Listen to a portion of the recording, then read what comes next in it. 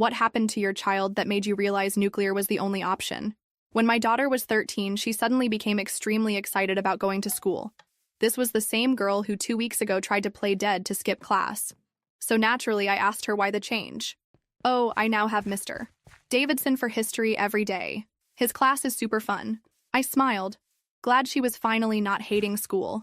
I didn't think much about it again until a week later, when Emma started setting her alarm 30 minutes earlier just to pick out the perfect cutscene outfit. It's not like Emma never cared about her appearance, but she was always fine with just throwing the first clean thing on. I remember asking her if she was trying to impress a boy she had a crush on, and her face went totally red. "Don't say that, Mom!" she yelled. That's when I got truly suspicious. I started looking at her normal teenage mood swings more carefully, and I realized they were always related to Mr. Davidson. She'd never admit it. But I noticed things like, if Mr. Davidson complimented her project, she'd float around the house for hours. But if Mr. Davidson didn't acknowledge her much that day, she'd barely speak and pick at her plate during dinner. That's when I tested her in a subtle manner. "I was thinking of moving you out of Mr. Davidson's class. I think it would be good to—" "You can't do that!" she yelled before I could even get my words out. I stared at her blankly. "But why not?" I asked. Silence. Deafening silence. She didn't say a word, just stood up and beelined straight for her room, pulling up her phone to text someone before she even reached the stairs. This was Emma, my girl who just 2 months ago didn't care about a single school-related thing. She was always extremely open about everything, too. So this was a huge problem. That night, I crept into her room and searched through her phone. I know this was a huge violation of privacy, but I truly felt like I had no choice. I had a gut feeling she was in danger. I combed through every messaging app I could find, looking for anything at all related to Mr. Davidson. And that's when I found it. An email thread on a backup email she had made seemingly specifically for communicating with him. The last email from him read, "Can't wait to see you during my free period tomorrow." My hands started shaking as I opened the thread, and what I read made me want to throw up. Mr. Davidson was telling my 13-year-old daughter that she was mature for her age and special, and that their connection transcended normal student-teacher relationships. He sent her photos of gifts he'd give to her, and she'd tell him she was hiding them in her bag. I quietly went through her bag as soon as I read it, and that's when I saw it. Expensive professional makeup, mature outfits, stockings, all as gifts from Mr. Davidson. I wanted to puke. What do you even do when you realize your daughter is being groomed? The first thing I did was take pictures of everything with my own phone while trying not to scream. My first instinct was to tell the school, tell the police, tell someone, but I knew I couldn't, because Mr. Davidson wasn't just any regular teacher. Mr. Davidson's parents donated a lot to the school. His brother was the police chief who'd just spoken at our PTA meeting about protecting children. His wife was on the school board. If I went to the authorities, they likely wouldn't take me seriously, maybe even destroy me. And so I did the only thing I could think of. I started documenting everything while pretending everything was normal. I began volunteering at school without Emma knowing, and watched how he interacted with her. I took photos of the gifts and backed up the emails to different clouds. I started watching documentaries with Emma about consent, and talking about news stories where teachers hurt students. I could see the hamster wheel in her head turning as we watched these. She'd often excuse herself midway through, fidget nervously, bite her fingernails. She was finally realizing the truth of what was happening. Unfortunately, this progress was cut short by what is now the worst day of my life, Tuesday. Emma came home from school early saying, "I saw him, Mom," she said. "I saw him do with another girl exactly what he did with me." She took a deep breath, as if the truth still hurt coming out. At recess, "Mr. Davidson," he talked to her. Exactly the same way. The same words. "You're special. Different from the others. I love talking to you." He said this looking into her eyes. He touched her shoulder, like he did with me. My mouth went dry. And the worst part, she continued, her voice breaking, is that he looked at me afterward, as if nothing had happened, as if I were invisible, as if everything he said was just rehearsal. My heart tightened. I knew. Deep down, I always knew. But hearing it from my daughter's mouth, seeing her face imploding, was like taking a punch to the stomach. "Emma, you're not to blame for anything. None of this is your fault, okay?" I said, holding her hands. "I thought he cared about me, Mom," she said. "I thought that I was important, that he really saw me." She closed her eyes tightly, as if trying to erase the last few months from memory. "He said he wanted to meet me today, after class. that he had a special gift for me. I didn't know what to do. I wasn't going to go, but now I see. He lied to me the whole time. I froze. This was no longer a supposition. It wasn't just suspicious messages or behavioral changes. It was direct confirmation. He was trying to isolate my daughter, use gifts, words, and promises to prepare something that she, innocent as she was, hadn't yet named. But I knew the name, and it was disgusting. I hugged my daughter tightly, swallowing the scream that threatened to escape my throat. She trembled, but didn't cry anymore. She seemed empty. "You won't go through this alone anymore," I whispered in her ear. "I promise. I'll take care of you. And he'll never come close again. Never again." She nodded, saying nothing, and fell asleep right there, exhausted. I covered her with a blanket, got up, and closed the living room door. I knew that from that moment, my life would be different. I couldn't wait anymore. Or trust in protocols. I needed to act. Now. But to act, I needed proof. And the next step would be even more difficult. That night, when Emma finally fell asleep, I sat in the dark for long minutes, staring at nothing. My heart was restless. I knew I couldn't simply sleep and pretend that all of this would pass with a conversation or blocking his phone. This wasn't a teenage fight. It was serious. Too serious. And I needed proof. I needed to show, clearly, who he really was, even to her. I went to Emma's room, took a deep breath, and carefully picked up her phone. I knew the password. I never needed to use it without permission, but that was more than permitted. It was necessary. I opened the messaging app and went straight to the history with Mr. Davidson. The latest messages were there, intact. He called her my smart girl, said she had a different glow, that the way she saw the world was unique for someone so young. The words seemed gentle at first glance, almost like common encouragement. But they weren't. Not when added to the context. Not when I knew what he was doing. I replied carefully, pretending to be her. "Hi, you said you had a special gift. What is it?" His response came in seconds, as if he were waiting. "You'll love it. I chose it with care. But I'll only show you if you promise not to tell anyone. It's just ours, okay?" I swallowed hard. I continued, "Where are we going to meet?"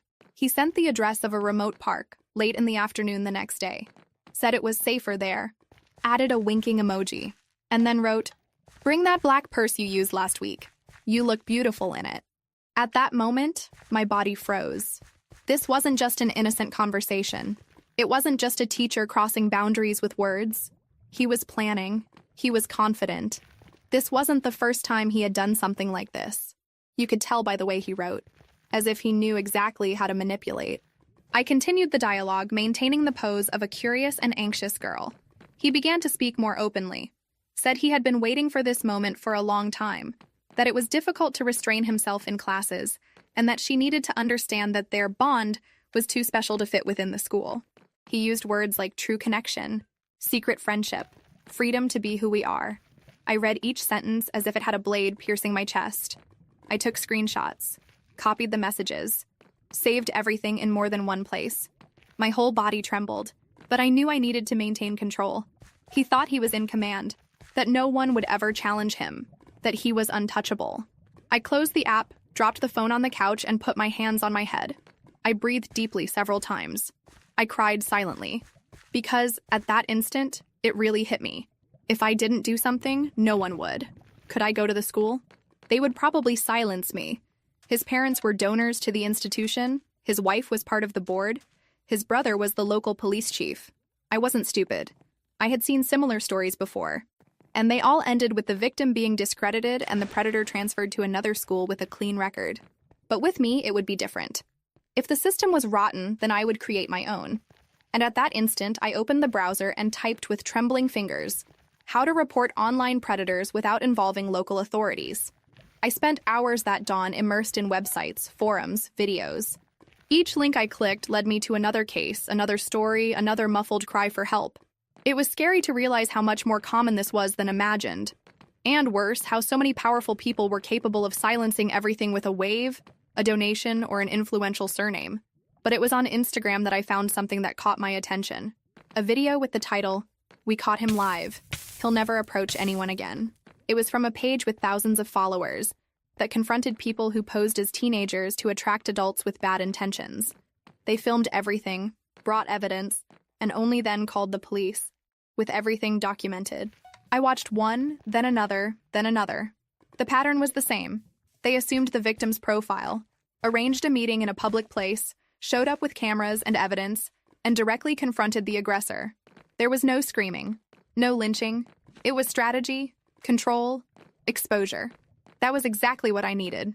I contacted the profile, not expecting an immediate response. I explained everything, that I was a mother, that I already had screenshots of the messages, the meeting address, time, everything. I sent screenshots, reported the history. I made sure to be clear and objective. I ended with a sentence that hurt to write, but was true. If I don't do something now, he'll do it to another child, maybe worse. It took time, an hour, maybe 2. And then came the response. We've read everything. It's serious, very serious. We're going to help you. My eyes filled with tears, this time of relief. They called me for a video call at that same instant.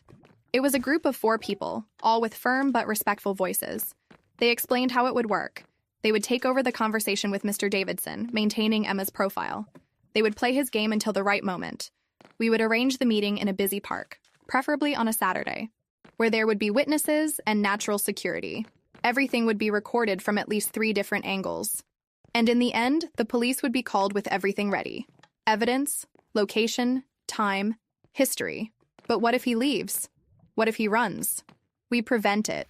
We're not violent, but we're not stupid either. We have practice. We know how to handle it. And you won't need to get involved. Just tell us where you'll feel safe. They conveyed confidence, seriousness. Nothing like those sensationalist pages that make scandals to get likes. These were people who wanted to prevent more children from being victims. I said I would agree. Of course I agreed. But the truth is that inside I was panicking. The risk, the exposure, the tension that something could go wrong. It was a difficult weight to bear. But then I looked at Emma's phone, still on the table, and remembered what I read in the messages. Everything he had said. How she believed she was special. She was special. Not because of him, but for being who she is, for being my daughter. And no one had the right to play with that. We set the trap for Saturday, 3 days later. The group asked me to stay distant, watching from afar, so that Emma wouldn't be at risk and Davidson wouldn't notice anything strange. They would take care of everything. That night, I didn't sleep a minute. I sat next to my daughter's bed and stayed there, listening to her peaceful breathing. I fixed her hair strands, like I did when she was a baby. And I promised silently, he will never touch you again, not even with words. Never again. Saturday dawned with a strange silence. Emma was still sleeping, and I had been awake for hours. I showered, changed clothes, and left with some excuse. Said I was going to the market, that I'd be back quickly. She believed it. She had no way of imagining what was about to happen. I arrived at the park half an hour before the agreed time. I parked far away, enough not to be seen. The group was already there, discreetly spread out. One of them was adjusting the tripod of a camera hidden among the bushes. Another was pretending to take photos of the landscape with his phone. The third was eating a sandwich on a wooden bench, wearing sunglasses, observing everything. And the last one was disguised as a common teenager, using his phone, pretending to be the Emma that Davidson was about to meet. I positioned myself behind a tree, nervous, sweaty hands, shaky legs, and then he appeared. Along the gravel path, coming with an almost bouncing step, there he was. Mr. Davidson, light polo shirt, pressed jeans, new sneakers. He even seemed happy, relaxed, as if this were just any walk, as if meeting a student outside of school were the most normal thing in the world. He approached the disguised young man, who continued looking at his phone. "Hi," he said with the voice I already recognized from afar. It was at that instant that the group moved. 3 of them surrounded Davidson in silence, like closing a trap with perfection. The one with the camera approached from behind, already recording everything. "Mr. Davidson," said one of them firmly, "we know why you're here." He stopped, not understanding. He looked around, confused. "Excuse me? Who are you?" "We're people who protect children, and we have everything you wrote to a 13-year-old girl thinking she would be here today." At that moment, he turned pale. "This is a misunderstanding," he murmured. "I didn't do anything. This is a setup. Then why did you arrange this meeting?" The other shot back. "Why did you bring this gift?" and pointed to the bag in his hand. Davidson began to sweat. He tried to laugh, disguise, say it was a joke, that everything was misinterpreted. But they continued talking, showing the screenshots, reading excerpts from the messages, phrases he had written, words he used to manipulate. He began to back away, to walk backwards. "I'm going to call a lawyer. This is illegal. You can't—" "What's illegal is what you were doing with a minor, Mr. Davidson." That's when he turned his back and tried to run. But he couldn't. Two of the young men reached him quickly. One held him by the arm, the other blocked the front. He lost his balance and fell sitting on the grass, dirty, panting, and completely exposed. "Don't touch me!" he screamed. But by this time, several people in the park were already looking. Some were filming with their own phones. Others were whispering. The truth was spreading before everyone's eyes. "We have everything recorded, everything saved, and we've already called the police," said the group leader, showing his phone. Davidson still tried to get up, but someone, perhaps by reflex, pushed him back. Not with excessive violence, but firmly. He fell again, this time with a dry slap to the face, given by one of the vigilantes, who looked at the camera right after and said, "This is for what you tried to do to this woman's daughter." My heart froze. I was there, a few meters away, and everyone knew who the girl's mother was. No one looked at me directly, but I felt seen, represented, avenged. When the patrol car arrived, everything happened quickly. The police officers got out in a hurry. One of them had already seen the video broadcast live and said that was enough to take him in custody. Davidson tried to explain, tried to justify himself, but there was nowhere to run. He was handcuffed right there, in front of everyone. As they took him away, he looked back, scared, lost, ashamed, and for a brief moment, I almost felt sorry. Almost. But then I remembered my daughter's expression when she realized she had been deceived. The way she cried, as if her world had shattered, and any feeling of pity evaporated. That night, back home, I sat on the couch with Emma and hugged her. She didn't know everything yet, but she could tell from my look that something had changed, and for the first time in a long time, she slept with her room at peace. Davidson's arrest wasn't the end. It was just the beginning. The following Monday, I received a call from the detective responsible for the case. The search and seizure at his apartment had already been completed, and the content they found, well, he didn't even need to describe it. The pause in his voice said everything. But what he told me afterward confirmed what I already feared. Davidson wasn't doing this only with my daughter. They found message exchanges with at least 4 more teenagers of the same age. Some archived conversations, others deleted but recovered. Photos, audios, small videos. He had built a secret routine, acting calmly, using the same methods, the same sweet words, the same expensive gifts. And the worst part, he had been doing this for years. When the video of the confrontation in the park was officially published by the group, with proper protection blurs and explanations about the case, it exploded. It went viral in a matter of hours. And with it came the comments, the messages, the reports. One mother wrote, "This man was my daughter's teacher in 2020. She was 12 years old. Now everything makes sense." Another, even more direct. "He gave my daughter a lipstick in secret. I thought it was strange, but the school said it was kindness. Today, I'm in shock. Dozens came, maybe more than 100. Some old, others current. All keeping the same feeling. Something was wrong, but no one knew how to act. No one had proof, until now." The formal complaint happened 2 days later. The prosecution filed for preventive detention, and it didn't take long for the sentence to arrive as well. His name was removed from the school's staff roster. His image disappeared from the exemplary educator's wall. But now, everyone knew. Davidson was sentenced to a long term, without the possibility of appealing in freedom. The video, the screenshots, the reports, everything added up to a solid, irrefutable process. Meanwhile, Emma changed. At first, the trauma still visited her in long silences and sporadic nightmares. But with the psychological support we sought, she began to understand that she wasn't to blame for anything, that she was manipulated by someone who used his position to hide, and that her courage, telling me everything, saved not only herself, but other girls too. She regained confidence gradually. She went back to drawing. She went back to speaking with enthusiasm. And one day she told me a sentence that broke me inside. "Mom, I think I want to use what happened to me to help other girls, so they don't feel silly like I felt." I hugged her so tightly that I ran out of air. She was no longer just my daughter. She was a survivor, a voice, a light for others who might still be in the dark. Nowadays, we are both invited to conversation circles in schools, not to tell names or expose details, but to teach, to alert, to remind people that danger sometimes wears a tie, says good morning in the hallway, and pretends to teach. The community changed too. The school implemented new protocols. Teachers began to be more supervised. Parents started paying more attention. And most importantly, children began to be heard. For real. And even with the scars, even with everything that could have been avoided, today I can say with a firm chest, we won. And Davidson will never have the chance to deceive anyone again. Not with the whole world watching. Sometimes I find myself sitting on the porch, looking at the evening sky, and remembering everything that happened as if it were an unresolved nightmare. But then Emma appears laughing with some book in her hands, or calls me to see an illustration she drew herself. And I remember, it wasn't a nightmare. It was real. And still, we survived. But no one came out of it the same. Emma, for example, is a different girl now. She remains sweet, but not naive. She learned with a hardness I never wanted her to face that the world can be dangerous even where it should be safe. But she also discovered something more, that she is strong, that her voice matters, and that when it's heard, it can change other people's lives. She still goes to therapy, not because she's broken, but because she knows that taking care of the mind is as important as taking care of the body.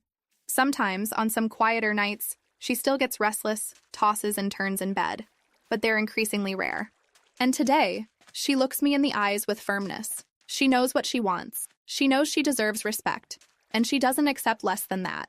She signed up for a support group for girls who went through similar experiences. She's been giving talks in schools, even at her young age, and she told me the other day, "Mom, I'll never again think that staying quiet is easier. That's worth more than any diploma." Me? Well, I changed too. I was never the combative type. I was always more the type who resolves things through dialogue, patience. But when it comes to protecting a child, you discover strengths you didn't know you had. Today, I'm active in educational campaigns. I help other parents identify early signs of manipulation and abuse. And above all, I'm a mother who learned to listen. With my eyes. With my heart. For a long time, I blamed myself for not noticing earlier. But today, I understand that guilt doesn't build. Vigilance does. And attentive love saves. Mr. Davidson. Well, his name became synonymous with warning. He serves his sentence in a closed regime with no forecast for reduction. The lawyers tried everything, but the evidence was overwhelming. Besides our case, 4 other families formalized complaints. One of them revealed that they had tried to warn the school years ago, but were ignored. Now, everything came to light. The last news I had of him was during the final trial, when he tried to make a speech saying he was misunderstood. The prosecutor simply replied, "You were understood perfectly. That's why you're here." And there ended the career, reputation, and disguise he had used for so long. The vigilantes, well, they continue with their work. The video of Emma's case was the one that went most viral on their profile to date. Millions of views, interview invitations. But more important than fame was the impact. They received support from NGOs, psychologists, child protection councils. They improved their methods. They created partnerships with cybercrime departments. And they know they can't take justice into their own hands, but they can expose what needs to be seen. They sent me a message recently. Your daughter saved lives, and so did you. The other girls. Well, each story is a universe. Some were already away from school. Others were still trapped by fear, doubt, trauma. But the exposure of the case made them receive real support. Therapy, legal support, qualified listening. Some mothers came to me, emotional, saying, "You gave us courage to speak." There's no prize in the world that pays for that. The school, of course, went into crisis. They tried to deny at first. Then they tried to minimize. But the public pressure was too great. The board was replaced. Protection protocols were updated. Today, there are cameras in hallways, training to identify suspicious behavior, and a new policy of active listening for students. I still distrust some internal intentions, but at least now, they know they're being watched. And as for the community, it woke up. People began to look at their own children with more attention, to ask questions that before seemed exaggerated, to understand that abuse doesn't always have an ugly face or a rough voice. Sometimes it comes disguised as a compliment, a gift, a special friendship. And finally, to myself, I learned to trust again. Not in the system, not in authorities, but in myself. Because I did what was right, even when it was difficult. And because my daughter looked at me in the middle of chaos and saw a safe harbor. She survived. We survived. And if there's someone listening to this now, afraid, with doubts, thinking they won't be able to handle it. I tell you, you can. You're not alone. And yes, you can do something, even if it seems small, even if no one believes at first, because all it takes is one determined mother, one complaint made at the right time, one truth exposed with courage, to change everything. This was our story, but I hope, from the bottom of my heart, that no other mother needs to tell a similar one. Never again.